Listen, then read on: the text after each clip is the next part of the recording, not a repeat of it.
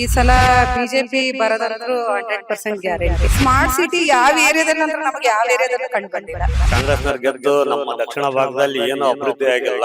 ಯುವಕರಿಗೆ ಕೆಲಸ ಆಗಬೇಕು, ಫ್ಯಾಕ್ಟರಿಗಳಾಗಬೇಕು. ಯಾಕಂದ್ರೆ ಒಂದೇ ಕುಟುಂಬಕ್ಕೆ ಇವತ್ತು ರಾಜಕಾರಣ ಸೀಮಿತ ಆಗಬಾರ್ದು, ಅಧಿಕಾರ ಒಂದೇ ಕಡೆ ಇರಬಾರ್ದು. ಅವರು ಮುಸ್ಲಿಂ ಸಮುದಾಯವನ್ನ ಒಂಥರ ವೋಟ್ ಬ್ಯಾಂಕ್ ತರ ಯೂಸ್ ಮಾಡ್ಕೊಂಡಿದ್ದಾರೆ. ಕಾಂಗ್ರೆಸ್ನವರೇ ನಮಗೆ ಕಾಂಗ್ರೆಸ್ ಸವಾಸ ಬೇಡಪ್ಪ, ನಾವು ಬಿಜೆಪಿ ಮಾಡ್ಬೇಕು ಅಂತಂದು ಇವತ್ತು ಸಬ್ ರಿಜಿಸ್ಟರ್ ಆಫೀಸಿಗೆ ಹೋಗಕ್ಕಾಗಲ್ಲ, ಎಲ್ಲ ಸ್ಟಾಂಪ್ ಡ್ಯೂಟಿ ಚಾರ್ಜ್ ಇರ್ಬೋದು. ಯಾರು ಅನ್ನೋದನ್ನ ನೋಡೋದಿಲ್ಲ, ಪಕ್ಷ ನೋಡ್ತೀವಿ ಈ ಸಲ ನಾವೆಲ್ಲ.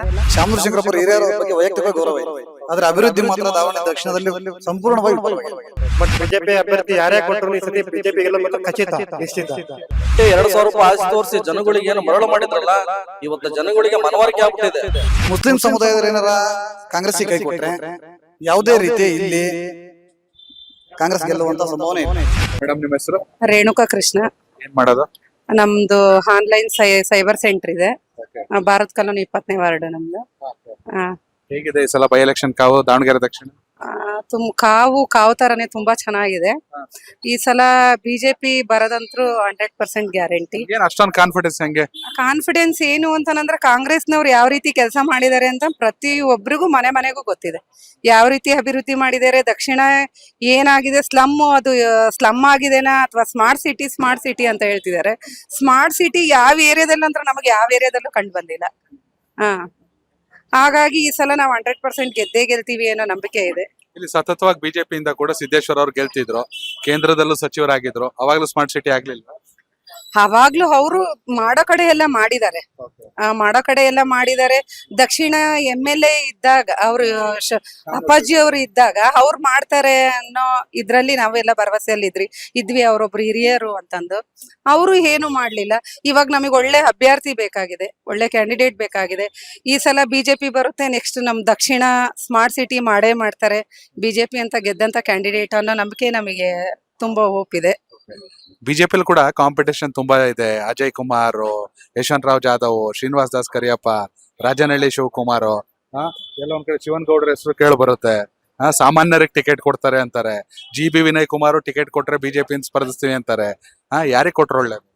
ಈಗ ನೋಡ್ರಿ, ನಮ್ಮ ದಕ್ಷಿಣ ಭಾಗದಲ್ಲಿ ಎಲ್ಲರೂ ತುಂಬಾ ಚೆನ್ನಾಗಿ ಕೆಲಸ ಮಾಡುವಂತವ್ರೆ, ಹೋರಾಟ ಮಾಡುವಂತವ್ರೆ, ಕಾರ್ಯಕರ್ತರ ಜೊತೆಗಿದ್ದು ಅವರ ಕಷ್ಟಗಳನ್ನೆಲ್ಲ ಸ್ಪಂದಿಸುವಂತವ್ರೆ ಇರೋದು. ಇವರಿಷ್ಟು ಜನದಲ್ಲಿ ಯಾರಿಗೆ ಕೊಟ್ರು ಸಮೇತ ನಮ್ಮ ಹೇಳಾ ಟೀಮ್ ಆಗಿರ್ಬೋದು, ನಮ್ಮ ದಕ್ಷಿಣದಲ್ಲಿ ಇವಾಗ ಏನಂದ್ರೆ ಕಾಂಗ್ರೆಸ್ನವರೇ ನಮಗೆ ಕಾಂಗ್ರೆಸ್ ಸವಾಸ ಬೇಡಪ್ಪ, ನಾವು ಬಿಜೆಪಿ ಮಾಡ್ಬೇಕು ಅಂತಂದು ಬೇಸತ್ತು ಹೋಗಿದ್ದಾರೆ. ಹಂಗಾಗಿ ಇಷ್ಟು ಜನದಲ್ಲಿ ನಮ್ಗೆ ಯಾರಿಗೆ ಕೊಟ್ರು ಸಂತೋಷನೇ. ನಾವು ಬಹಳ ಸಂತೋಷದಿಂದ ಮಾಡ್ತೀವಿ.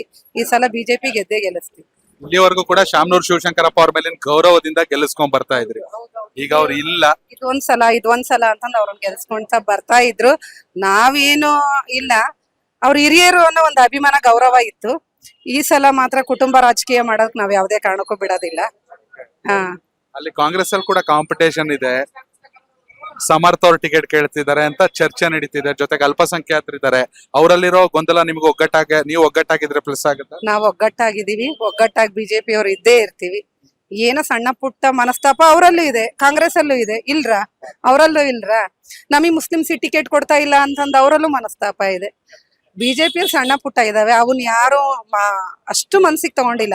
ನಮ್ ಲೀಡರ್ಸ್ ಎಲ್ಲ ಒಗ್ಗಟ್ಟಾಗಿ ಈ ಸಲ ಯಾರಿಗೇ ಕೊಟ್ರು ಸಮೇತ ಎಲ್ಲರೂ ಒಗ್ಗಟ್ಟಾಗಿ ನಿಂತ್ಕೊಂತಾರೆ, ಗೆಲ್ಲಿಸ್ತಾರೆ.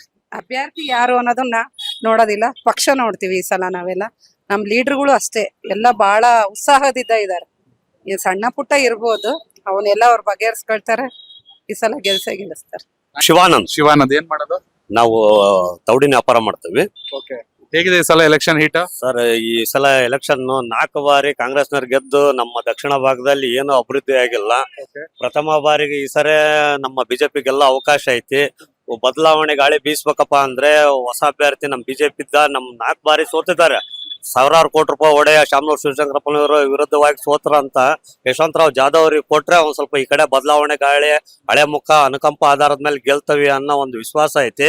ಗೆದ್ರೆ ನಮ್ ದಕ್ಷಿಣ ಭಾಗದಲ್ಲಿ ಹೆಚ್ಚಿನ ಅಭಿವೃದ್ಧಿ ಆಗುತ್ತೆ. ಉತ್ತರದಾಗ ನೋಡಿದ್ರೆ ಒಂಥರ ಅಫಿಷಿಯಲ್ ಏರಿಯಾ, ದಕ್ಷಿಣದಾಗ ನೋಡಿದ್ರೆ ಸ್ಲಮ್ ಏರಿಯಾ ಆದಂಗ ಆಗ್ಬಿಟ್ಟೈತಿ.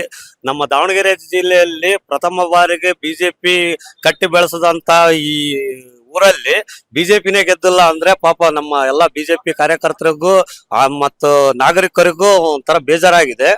ಆದ್ರೂ ಕೂಡ ಇಲ್ಲಿ ಈ ಬಾರಿ ಬಿಜೆಪಿ ಬದಲಾವಣೆ ಗಾಳಿ ಬೀಸಿ ಗೆದ್ದೆ ಅಂದ್ರೆ ದಕ್ಷಿಣ ಭಾಗದಲ್ಲಿ ಅತಿ ಹೆಚ್ಚಿನ ಅಭಿವೃದ್ಧಿ ಕಾರ್ಯ ಆಗುತ್ತೆ ಅನ್ನೋ ವಿಶ್ವಾಸ ನಮ್ಮಲ್ಲಿ ಇದೆ. ಯಾರಿಗೆ ಟಿಕೆಟ್ ಕೊಟ್ಟರು ಬಿಜೆಪಿ ಗೆಲ್ಲಿಸ್ತೀವಿ ಅನ್ನೋ ವಿಶ್ವಾಸ ಇದೆಯಾ? ನಾವು ಕಾರ್ಯಕರ್ತರು ಏನಪ್ಪಾ ಅಂದ್ರೆ ಟಿಕೆಟ್ ಕೊಡೋವರೆಗೂ ನಮ್ಮರಿಗೆ ಕೊಡ್ಲಿ ಅಂತ ಅನಿಸಿಕೆ ಹೇಳ್ತಾ ಇದ್ದೇವೆ. ಪಕ್ಷದಿಂದ ಯಾರಿಗೆ ಕೊಟ್ರು ನಮ್ಮ ಕಾರ್ಯಕರ್ತರು ಬಿಜೆಪಿ ಕಮಲ ಚಿಹ್ನೆ ಇದ್ದಾನೆ ಒಗ್ಗಟ್ಟಾಗಿ ಕೆಲಸ ಮಾಡಿ ಗೆಲ್ಲಿಸ್ತೇವೆ ಅನ್ನೋ ವಿಶ್ವಾಸನೂ ನಮಗಿದೆ. ನಿಮ್ಮ ಹೆಸರು? ಸಂದೇಶ ಅಂತ ಏನ್ ಮಾಡೋದು? ಬಿಕಾಮ್ ಮಾಡಿದ್ದೀನಿ. ಓಟ್ ಹಾಕಿದಿರಾ ಒಂದ್ಸ? ಎಷ್ಟು ವರ್ಷ ಈಗ? 25 ವರ್ಷ ಆಲೇ ಒಂದ್ 2 ಸಲ ಓಟ್ ಹಾಕಿದ್ದೀರಾ? ಹಾಕಿರ್ತೀವಿ. ಓಕೆ, ಯುವಕರಿಗಿರೋ ಏನ್ ಸಮಸ್ಯೆ ಇಲ್ಲ? ಏನಾಗ್ಬೇಕು ಯುವಕರಿಗೆ? ಇಲ್ಲಿ ಯುವಕರಿಗೆ ಕೆಲಸ ಆಗ್ಬೇಕು, ಫ್ಯಾಕ್ಟ್ರಿಗಳಾಗಬೇಕು. ಈ ಸತಿ ಬಿಜೆಪಿ ಗೆದ್ರೆ ಪಕ್ಕ ಈ ಸತಿ ಫ್ಯಾಕ್ಟ್ರಿಗಳು ಮಾಡ್ತಾರೆ, ಅಭಿವೃದ್ಧಿನೂ ಮಾಡ್ತಾರೆ. ಜೊತೆಗೆ 50 ವರ್ಷದಿಂದ ಕೆಲಸಗಳು ಏನೂ ಆಗಿಲ್ಲ ಸರ್ ಈ ಕಡೆಗೆ. 50 ವರ್ಷದಿಂದ ಕೆಲಸಗಳು ಆಗಿಲ್ಲ, ಬಟ್ ಈಗ ಗೆದ್ರೆ ಈ ಸತಿ ಮಾಡ್ತಾರೆ, ಪಕ್ಕಾ ಮಾಡ್ತಾರೆ. ಈಗ ನಿಮ್ ಸಂಸದರು ಸತತವಾಗಿ ಗೆಲ್ತಿದ್ರಪ್ಪ, JM ಸಿದ್ದೇಶ್ವರ್ ಅವರು ಏನೋ ಮಾಡ್ಲಿಲ್ವಾ? ಅವ್ರು ಮಾಡ್ತಿದ್ದಾರೆ, MP ಸೀಟ್ ಮಾಡಿದ್ದಾರೆ, ಬಟ್ MLA ಸೀಟ್ ಏನು ಮಾಡಿಲ್ಲ. ಅರೆ ಶಾಮನೂರು ಶಿವಶಂಕರಪ್ಪ ಅವ್ರ ಕ್ಷೇತ್ರದಲ್ಲಿ ಏನಾಗಿಲ್ಲ, ಏನೋ ಕೆಲಸ ಆಗಿಲ್ಲ ಸರ್. ಈ ಸಲ ಬದಲಾವಣೆ ಆಗುತ್ತೆ ಅಂತ ಹೇಳ್ತೀರಾ? ಬದಲಾವಣೆ ಪಕ್ಕ ಆಗುತ್ತೆ ಸರ್. ಅಂದ್ರೆ ಒಗ್ಗಟ್ಟಿದ್ಯಾ ಬಿಜೆಪಿಲಿ? ಹಾ ಸರ್, ಒಗ್ಗಟ್ಟಿದೆ. ಬಟ್ ಬಿಜೆಪಿ ಅಭ್ಯರ್ಥಿ ಯಾರೇ ಕೊಟ್ಟರು ಈ ಸತಿ ಬಿಜೆಪಿ ಗೆಲ್ಲ ಮಾತ್ರ ಖಚಿತ, ನಿಶ್ಚಿತ. ಯುವಕರಿಗೆ ಮೇನ್ ಉದ್ಯೋಗ ಸಮಸ್ಯೆ ಇದೆ ಇಲ್ಲಿ. ಹಾ ಸರ್, ಉದ್ಯೋಗ ಓದ್ಬೇಕು, ಬೆಂಗಳೂರಿಗೆ ಕೆಲ್ಸಕ್ಕೆ ಹೋಗ್ಬೇಕು. ಹೌದು ಸರ್. ಸರ್ ನಮ್ಮ ಹೆಸರು ಹರೀಶ್ ಅಂತ ಹೇಳಿ. ಏನ್ ಮಾಡೋದು ಹರೀಶ್ ಅವರು? ನಾವು ಎಲೆಕ್ಟ್ರಿಷಿಯನ್ ಕೆಲಸ ಮಾಡ್ತೀವಿ. ಹೇಗಿದೆ ಬಿಸ್ನೆಸ್? ಚೆನ್ನಾಗಿದೆ ಸರ್, ಚೆನ್ನಾಗಿದೆ. ಎಲೆಕ್ಷನ್ ಹೀಟ್ ಹೇಗಿದೆ ಸರ್? ರಾಜ್ಯದಲ್ಲಿ ಈಗ ಮಧ್ಯ ಕರ್ನಾಟಕ ಆಗಿರೋದ್ರಿಂದ ತುಂಬಾ ಎಲ್ಲರ ಚಿತ್ತ ಇವತ್ತು ದಾವಣಗೆರೆ ಹತ್ತ ನೆಟ್ಟಿದೆ. ಇವತ್ತು ದಾವಣಗೆರೆಯಲ್ಲಿ ಬಹಳ ಹೈ ವೋಲ್ಟೇಜ್ ಚುನಾವಣೆ ರಂಗೇರಿದೆ.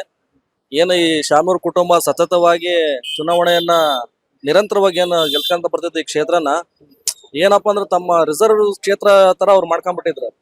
ಇವತ್ತು ಅವ್ರು ತೆರವಾದ ಕ್ಷೇತ್ರಕ್ಕೆ ಬಹಳಷ್ಟು ಜನ ಎದ್ದು ನಿಂತಿದ್ದಾರೆ ಇವತ್ತು. ಯಾಕಂದ್ರೆ ಒಂದೇ ಕುಟುಂಬಕ್ಕೆ ಇವತ್ತು ರಾಜಕಾರಣ ಸೀಮಿತ ಆಗಬಾರ್ದು, ಅಧಿಕಾರ ಒಂದೇ ಕಡೆ ಇರಬಾರ್ದು. ಈ ಇದು ಪ್ರಜಾಪ್ರಭುತ್ವ ಅಂತಂದ್ರೆ ಎಲ್ಲರಿಗೂ ಕೂಡ ಅಧಿಕಾರ ಇರಬೇಕು, ಯಾವ್ದು ಶಾಶ್ವತ ಅಲ್ಲ ಅನ್ನೋದು ಇವತ್ತು ಅವ್ರಿಗೂ ಕೂಡ ಮನದಟ್ಟಾಗಬೇಕು. ಆ ನಿಟ್ಟಿನಲ್ಲಿ ಇವತ್ತು ಅಲ್ಪಸಂಖ್ಯಾತರು ಇರ್ಬೋದು, ಬಹಳಷ್ಟು ಜನ ಕೂಡ ಇವತ್ತು ಎದ್ದು ನಿಂತಿದ್ದಾರೆ ಅವ್ರ ವಿರುದ್ಧವಾಗಿ.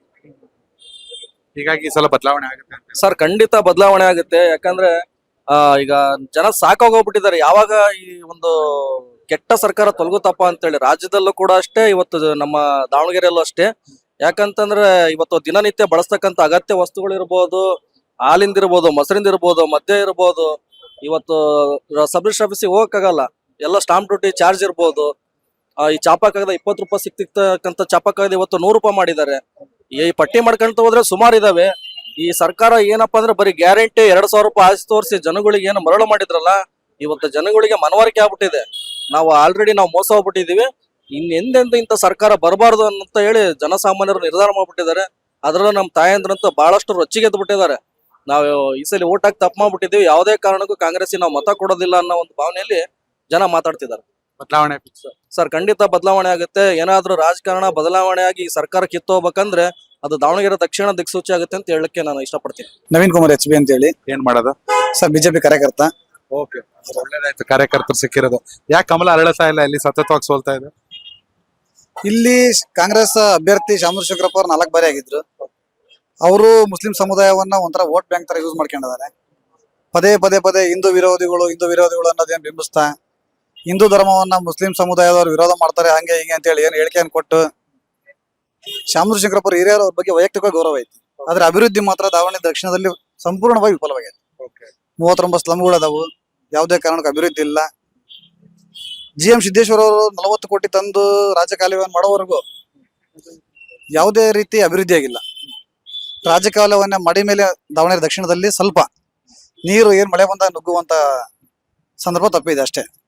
ಶಾಮೂರ್ ಶಿವಶಂಕರಪ್ಪ ಅಭಿವೃದ್ಧಿ ಅಂದ್ರೆ ಏನಿಲ್ಲ. ಮುಸ್ಲಿಂ ಸಮುದಾಯದ ಏನಾರ ಕಾಂಗ್ರೆಸ್ಗೆ ಕೈ ಕೊಟ್ರೆ ಯಾವುದೇ ರೀತಿ ಇಲ್ಲಿ ಕಾಂಗ್ರೆಸ್ ಗೆಲ್ಲುವಂತ ಸಂಭಾವನೆ ಇಲ್ಲ. ಈ ಬಾರಿ ನಾವೆಲ್ಲರೂ ಕಾರ್ಯಕರ್ತರು ಅಭ್ಯರ್ಥಿ ಯಾರೇ ಆಗಿರ್ಬೋದು ಅವ್ರನ್ನ ಗೆಲ್ಲಿಸುವಂತ ಕೆಲಸವನ್ನು ಪ್ರಾಮಾಣಿಕವಾಗಿ ಮಾಡ್ತೇವೆ. ಯಾವುದೇ ರೀತಿ ಸರಿ ಅಂತ ಮಾತೇ ಇಲ್ಲ. ಹೇಗಿದೆ ಸರ್ ಈ ಸಲ ಎಲೆಕ್ಷನ್ ಕಾವು ದಾವಣಗೆರೆ ದಕ್ಷಿಣ? ದಾವಣಗೆರೆ ದಕ್ಷಿಣ ಈ ಬಾರಿ ಎಲ್ಲರೂ ಪ್ರತಿಯೊಬ್ರು ಒಂದು ಬದಲಾವಣೆ ಬಯಸ್ತಿದ್ದಾರೆ. ಅದರಲ್ಲೂ ನಮ್ಮ ಬಿಜೆಪಿಯಲ್ಲಿ ಈ ಸರಿ ಒಂದು ಗೆಲ್ಲುವಂತ ಒಂದು ಬಹಳ ಅವಕಾಶ ಇದೆ ಸರ್. ಯಾವ ಕಾರಣಕ್ಕೆ ಬದಲಾಗಬೇಕು, ಯಾವ ಕಾರಣಕ್ಕೆ ಬಿಜೆಪಿಗೆ ಅವಕಾಶ ಇದೆ? ಯಾವ ಕಾರಣಕ್ಕೆ ಬದಲಾಗಬೇಕಪ್ಪ ಅಂತಂದ್ರೆ ಈ ದೇಶದಲ್ಲಿ ಏನಾದ್ರೂ ಸುರಕ್ಷಿತವಾಗಿ ಇವತ್ತು ನಾವೆಲ್ಲರೂ ಜೀವನ ಮಾಡ್ತಾ ಇದೀವಿ, ಅಲ್ಪಸಂಖ್ಯಾತರು ಜೀವನ ಮಾಡ್ತಾ ಇದಾರೆ ಅಂತಂದ್ರೆ ಇವತ್ತು ಬೇರೆ ಬೇರೆ ದೇಶಗಳಲ್ಲಿ ಏನಾದ್ರೂ ಯುದ್ಧಗಳಾಗ್ತದ ಅಂತಂದ್ರೆ ಅವ್ರನ್ನೆಲ್ಲ ಸುರಕ್ಷಿತವಾಗಿ ಈ ದೇಶ ಕರ್ಕೊಂಬಂದು ರಕ್ಷಣೆ ಮಾಡೋದು ಅಂತಕ್ಕದ್ದು ಈ ದೇಶದಲ್ಲಿ ಬಿರ್ತಕ್ಕಂಥ ಬಿಜೆಪಿ ಆಡಳಿತ ಮಾಡ್ತಕ್ಕಂಥ ಶ್ರೀ ನರೇಂದ್ರ ಮೋದಿ ಅವರು ಕಾರಣ. ಅದನ್ನ ಮನಗಂಡು ಆಮೇಲೆ ಇದು ಪುಲ್ವಾಮಾ ದಾಳಿ ಆಯ್ತು, ಮುಂಬೈ ದಾಳಿ ಆಯ್ತು, ಇವೆಲ್ಲ ಆದಾಗನು ಪ್ರತಿಯೊಂದನ್ನು ಇದು ಕೆಲವ್ರನ್ನ ಬಿಜೆಪಿಯಿಂದ ಭಾರತದ ರಕ್ಷಣೆ ಆಗೋದ್ರಿಂದ ಈ ಸರಿ ಈ ದಕ್ಷಿಣ ಸತನು ಈ ದೇಶ ರಕ್ಷಣೆ ಇರ್ಬೇಕಪ್ಪ ಅಂತಂದ್ರೆ ದಕ್ಷಿಣದಲ್ಲಿ ಬಿಜೆಪಿ ಗೆದ್ದರನೆ ಎಲ್ಲ ಪ್ರತಿಯೊಬ್ಬರನ್ನು ರಕ್ಷಣೆಯಿಂದ ಇರ್ತಾರ ಅಂತಂದೇಳಿ ಗೆಲ್ಲಿಸ್ಬೇಕಂತಂದೇಳಿ ಜನ. ಬಿಜೆಪಿಲಿ ಕೂಡ ಟಿಕೆಟ್ ಆಕಾಂಕ್ಷಿಗಳು ಸಾಕಷ್ಟು ಜನ ಇದ್ದಾರೆ, ಈ ಸಮಸ್ಯೆ ಆಗಲ್ಲ. ಬಿಜೆಪಿಯಲ್ಲಿ ಆಕಾಂಕ್ಷಿಗಳು ಬಹಳ ಜನ ಅದಾರ ಅಂತಂದ್ರು ಬಿಜೆಪಿಯಲ್ಲಿ ಒಬ್ಬ ಸಾಮಾನ್ಯ ಕಾರ್ಯಕರ್ತರು ಕೊಟ್ರು ಜನ ಈ ಸರಿ ಮತದಾರರು ಗೆಲ್ಸ್ಕೊಂಬರೋ ಅಂತ ಆಸಕ್ತಿ ಬಹಳ ಜನ ಹೊಂದಿದ್ದಾರೆ ಸರ್. ಕನೆಕ್ಟ್ ಕರ್ನಾಟಕ ಇದು ನಿಮ್ಮ ನೆಟ್ವರ್ಕ್.